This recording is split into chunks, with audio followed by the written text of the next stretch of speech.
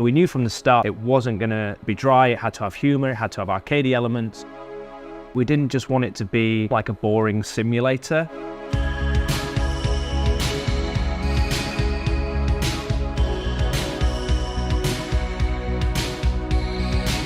I remember our first meeting with Leo and Wide Productions. We got into a call with them and they kind of gave this very high level pitch of diggers in VR.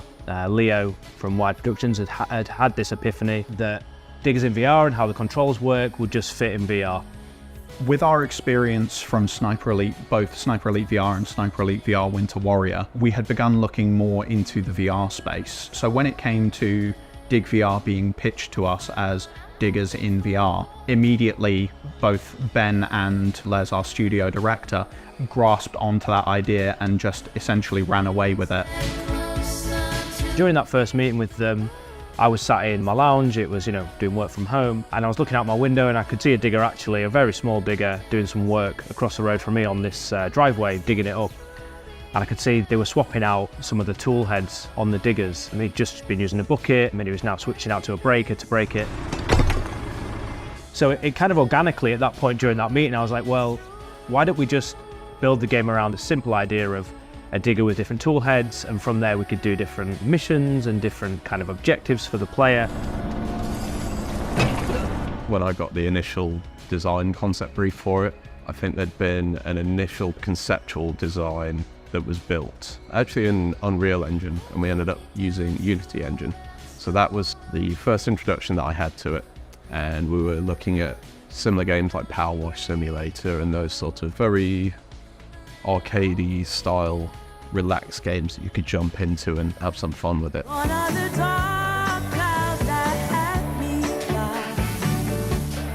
Power Wash was a huge inspiration when it came to what we would be wanting to present to the audience. When we first made the prototype, and everyone was feeling pretty good about it, but we didn't know if it was real, if that's what actual diggers felt like. So we went to Diggerland in Castleford, which is just down the road from us, jumped in some real diggers just to try and get a sense for it, and the guys who were there at Diggerland were like, oh, you guys have been in diggers before then, right? Because you seem to know the controls, you're doing really well. And we were just like, no, this is all just from a prototype we've made.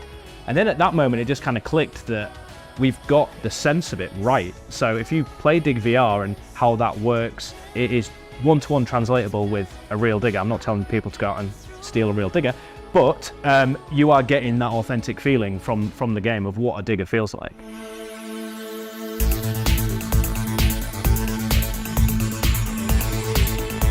Diggers became a lot of things that people would have on their minds. We'd see posts in our Slack messages that were like, people taking pictures of diggers and just going, I see them everywhere now. Even myself, whenever I was coming into the office, there's been a lot of building works around Leeds, and every time I saw a digger, I was like, oh, what are they doing over there?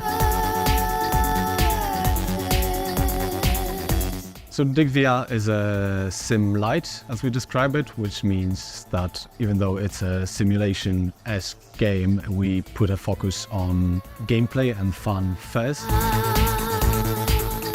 It adds to that level of fantasy of being able to do something that you wouldn't necessarily be able to do within the real world, and it's something that players wouldn't necessarily expect to have so much fun doing as well. As well as the bucket for digging, we have a circular saw for cutting down trees, we have a trimmer for vegetation, hedgerows, grass. We have an auger for drilling holes, we have a compactor for flattening out the areas that you've dug. Then there's a few silly ones as well, like a bowling ball on a string.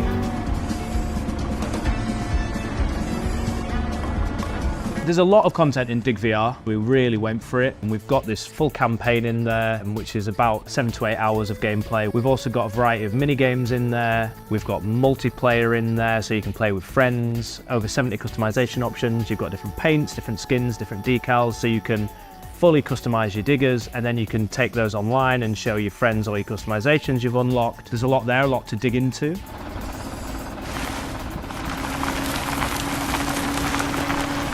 In Dig VR we have a diggable terrain, which is an existing tech, but obviously since the game is released on the Quest, we needed to optimize it as much as possible because we're rendering the game on 2 screens at once, and the Quest as a device is as much powerful as a mobile phone, basically. So there was a lot of magic that Chris put into this system of like dynamically scaling the resolution of the dirt where you dig and other things like that. The terrain is quite an interesting thing because it's simulated to quite a high degree of detail, which is not that common in VR games, and we knew that there would be some performance issues with that potentially, so we had to be aware of that. And it was great fun setting up the simulation of the dirt so that it would flow and like fall into piles nicely and then flow into trenches, and getting it set up to assist gameplay as well, so that the dirt will pile up nicely when you're piling it above the ground, but when you're dumping it into trenches it will spread out better to try to fill the space.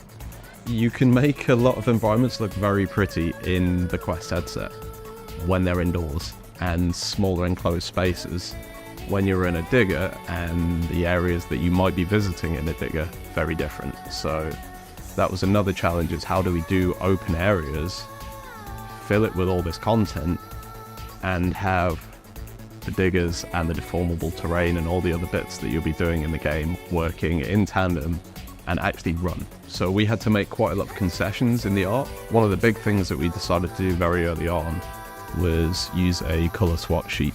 So instead of having the traditional route of having a 3D model, it has its own multiple textures. We just went with a very basic color swatch sheet with a range of, I think it was about 128 different colors on there that we could then color all of the 3D objects in the environment with.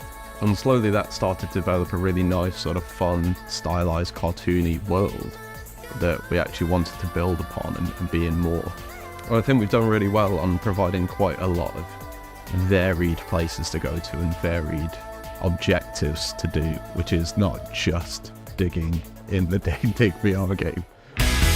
We can make it on our own, 'cause all we need is a little bit of rock and roll. So it's been great to see people actually get hands-on with the game. We took the project to Diggerland and we had some people actually play it where they could then jump onto real-world diggers.